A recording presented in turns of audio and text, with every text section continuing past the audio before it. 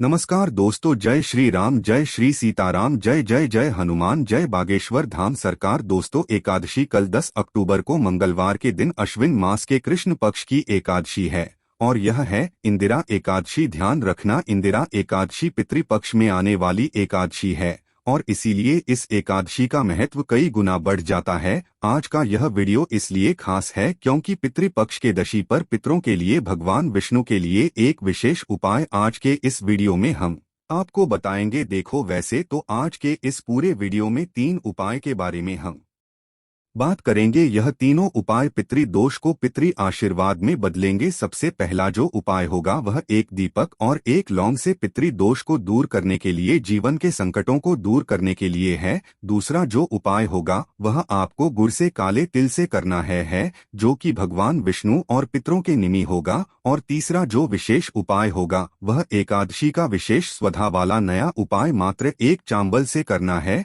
वह हम बताएंगे। तो आज के इस पूरे वीडियो में 3 सुंदर से उपाय के बारे में हम बात करेंगे। देखो, एकादशी के दिन श्राद्ध करने से पितरों को शांति मिलती है। जो पितृपक्ष की एकादशी बहुत ही ज्यादा खास होती है। जिस प्रकार से सर्व पितृ अमावस्या होती है ना, उसी प्रकार से यह एकादशी होती है। तो ध्यान रखना, पितृपक्ष में पपी के लिए तर्पण श्राद्ध करने का यह जो दिन होता है यह भी शुभ दिन होता है। इस दिन आपको पितरों के निमित्त भी कुछ उपाय करना चाहिए। देखो, वैसे तो श्राद्ध पक्ष में करने वाले कई उपाय की वीडियो हमने आपको पहले ही दे दी है। कई प्रकार के उपाय आपको बता दिए हैं, उनमें से भी आप यह उपाय कर सकते हैं क्योंकि कल बहुत ही विशेष तिथि है, क्योंकि द्वादशी युक्त एकादशी है। तो वीडियो में आगे बढ़ने से पहले वीडियो को लाइक कर दीजिए और चैनल को सब्सक्राइब कर दीजिए ताकि भगवान शिव जी की कृपा बनी रहे। तो चलिए आज बढ़ते हैं। देखिए, सबसे पहले जान लेते हैं कि एकादशी कब से प्रारंभ होगी। 9 अक्टूबर यानी कि आज सोमवार को दोपहर में 1236 से एकादशी प्रारंभ हो चुकी थी, जो कि कल के दिन मंगलवार को दिन में 3:08 पर समाप्त हो जाएगी। उद्याकाल के अनुसार 10 अक्टूबर को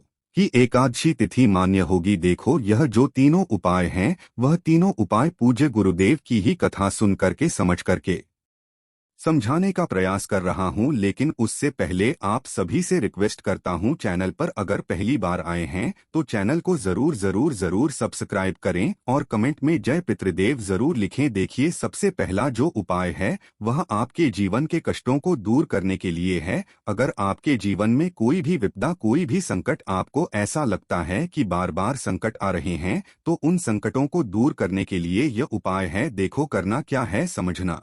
आपको मात्र एक फूल वाली लौंग लेनी है, बिल्कुल फूल वाली लौंग मात्र एक लेनी है। साथ में लेना है एक दीपक। देखो, दीपक होना चाहिए गोल बाती का। यह जो दीपक है भगवान विष्णु के निमित्त हम लगा रहे हैं। तो आपको क्या करना है, ध्यान रखना। पितृपक्ष में देखो 3 देव वृक्ष में पितरों का निवास होता है, एक पीपल के पेड़ में, एक बरगद के पेड़ में और साथ ही साथ एक बेलपत्र के पेड़ के वहां पर। तो देखो 3 जगह होती है। तो आपको ये जो उपाय है बरगद के पेड़ के वहां पर करना है। क्यों करना है? क्योंकि कल का दिन मंगलवार का दिन भी है। यह उपाय विशेषकर कर्ज अगर आपको होगा तो आप यह उपाय कर सकते हैं। साथ ही साथ मन में अगर, जीवन में अगर भार लगता हो तो आप ये उपाय कर सकते हैं। देखो, ये उपाय सुबह से लेकर के शाम तक कर सकते हैं। जब आपकी इच्छा रात्रि में भी ये उपाय कर सकते हैं। इस उपाय के लिए आपको जाना पड़ेगा बरगद के पेड़ के वहां पर। आपको क्या करना है, बरगद के पेड़ के नीचे वट वृक्ष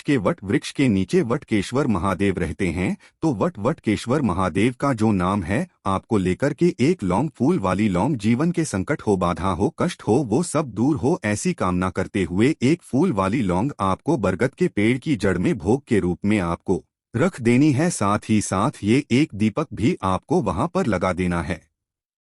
देखो, दीपक गोल बाती का होना चाहिए क्योंकि भगवान विष्णु, भगवान शिव के प्रति लगा रहे हैं। हम यह दीपक पितरों के लिए नहीं लगा रहे हैं। विशेष ध्यान रखना, अगर पितरों के लिए लगाते हैं ना तो लंबी बाती का उपयोग करते हैं। पितृपक्ष की ये इंदिरा एकादशी आपको क्या करना है, ये दीपक लगा देना है और आपके जो पितर हैं उनसे प्रार्थना करना है कि हमारे जीवन के सारे कष्ट, सारी बाधाएं जो हैं आपको दूर करना है। भगवान विष्णु को प्रणाम करना है और अपने पितरों को प्रणाम करना है। बस इतना सा उपाय करना है। आपके जीवन का जो भी भार होगा वो सब उतरना शुरू हो जाएगा। तो देखो ये हो गया पहला उपाय। अब हम बात करते हैं दूसरे उपाय की। देखो कहते हैं ना कि पितृपक्ष में पितरों के लिए आपको भोग लगाना चाहिए। और पितरों के लिए भोग हम किस प्रकार से रख सकते हैं? देखो या तो हम कंडा जला करके यानी कि उबला जला करके भोग एक तरीके से धूप दे करके हम उन्हें भोग दे सकते हैं, या किसी देव वृक्ष में गुड़ रख करके हम उन्हें भोग दे सकते हैं।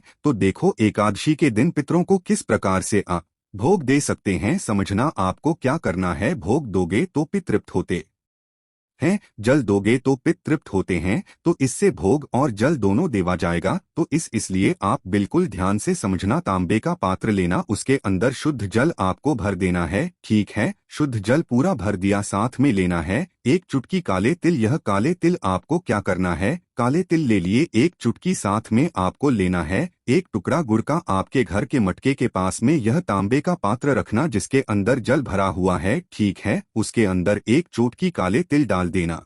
ओम नमो भगवते वासुदेवाय का जाप करते हुए उसी के अंदर एक टुकड़ा गुड़ का डाल देना। ओम नमो भगवते वासुदेवाय का जाप करते हुए वहीं पर पितरों के स्थान पर यह पड़े रहने दे। 5 मिनट बाद आपको ये उठाना है, पितरों का स्मरण करते हुए उठाना। और उसके बाद यह पात्र ले जाना है आपके घर के सबसे नजदीक में जो भी पीपल का वृक्ष हो वहां पर जाना है। और वहां पर आपको यह अर्पित करना है। अर्पित करते समय ओम नमो भगवते ते वासुदेवाय का 3 बार जाप कर लेना। ओम पितृ देवता नमः का 3 बार जाप कर लेना। और यह पूरा जल आपको पीपल के वृक्ष की जड़ में आपको अर्पित कर देना है। ध्यान रखना काले तिल मिश्रित गुड़ मिश्रित जल एकादशी के दिन पीपल के वृक्ष में अर्पित करते हैं तो इससे भी हमारे जीवन के संकट दूर होते हैं। इससे हमारे घर के गृह क्लेश भी दूर होते हैं। तो यह उपाय करना है। लेकिन पीपल के वृक्ष को आपको स्पर्श आज के दिन नहीं करना है, आपको पीपल के वृक्ष को छूना नहीं है। तो विशेष इस चीज का ध्यान रखना। तो देखो ये हो गया दूसरा उपाय। अब हम बात करते हैं इस वीडियो का सबसे इम्पोर्टेंट उपाय जो है एकादशी के दिन चावल का उपाय। देखिए पूज्य गुरुदेव की कथा के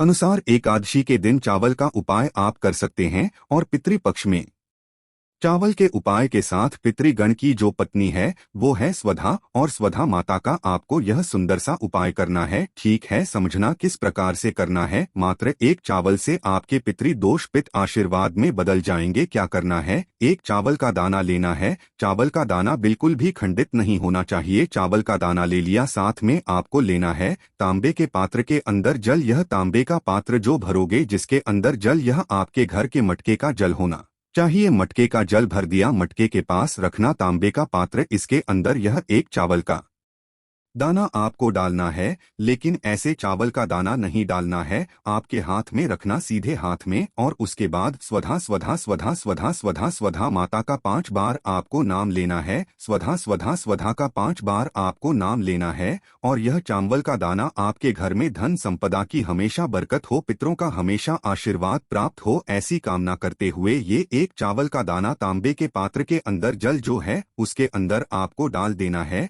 अब ये तांबे के पात्र के अंदर जो जल है जिसके अंदर एक चावल का दाना है, ये इसे उठाना है और इस पात्र को ले जाना है भगवान शिव के मंदिर में। समझ रहे हो, नाना चावल का दाना आपने घर पर ही डाल दिया। जहां पर आपके मटके का स्थान था वहीं पर डाल करके आपको भगवान शिव के मंदिर में लेकर के जाना है। और भगवान शिव के शिवलिंग पर श्री शिवाय नमस्तुभ्यं या ओम नमः शिवाय का जाप करते हुए पूरा जल आपको अर्पित कर देना है जिसके अंदर चावल है। ठीक है, जैसे ही चावल मिश्र जल आप अर्पित करोगे, अर्पित करने के बाद आपको स्वधा स्तोत्र का पाठ करना चाहिए। देखो स्वधा स्तोत्र नहीं आता है ना तो कोई दिक्कत नहीं है। आपको क्या करना है, यह उपाय करना है। लेकिन पीपल के वृक्ष को आपको स्पर्श आज के दिन नहीं करना है, आपको पीपल के वृक्ष को छूना नहीं है। तो विशेष इस चीज का ध्यान रखना। तो देखो ये हो गया दूसरा उपाय। अब हम बात करते हैं इस वीडियो का सबसे इम्पोर्टेंट उपाय जो है एकादशी के दिन चावल का उपाय। देखिए पूज्य गुरुदेव की कथा के अनुसार एकादशी के दिन चावल का उपाय आप कर सकते हैं।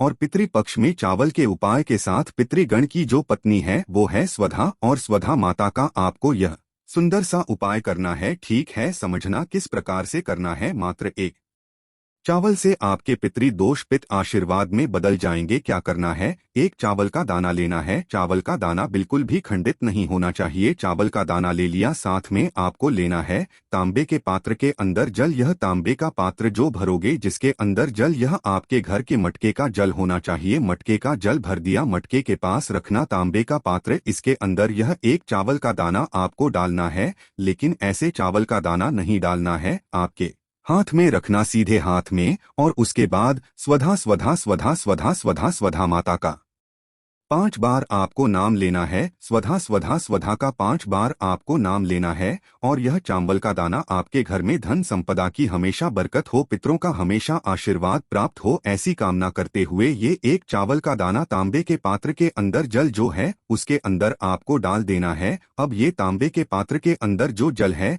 जिसके अंदर एक चावल का दाना है, ये इसे उठाना है और इस पात्र को ले जाना है भगवान शिव के मंदिर में। समझ रहे हो? नाना चावल का दाना आपने घर पर ही डाल दिया, जहां पर आपके मटके का स्थान था वहीं पर डाल करके आपको भगवान शिव के मंदिर में लेकर के जाना है और भगवान शिव के शिवलिंग पर श्री शिवाय नमस्तुभ्यं या ओम नमः शिवाय का जाप करते हुए पूरा जल आपको अर्पित कर देना है जिसके अंदर चावल है। ठीक है, जैसे ही चावल मिश्र जल आप अर्पित करोगे, अर्पित करने के बाद आपको स्वधा स्तोत्र का पाठ करना चाहिए। देखो, स्वधा स्तोत्र नहीं आता है ना तो कोई दिक्कत नहीं है। आपको क्या करना है, वहीं पर स्वधा स्वधा स्वधा नाम का आपको पाठ करना चाहिए। वैसे तो आप 108 बार भी पाठ कर सकते हैं, या तो आप 3 बार पाठ करें और 3 बार ताली आपको बजाना है।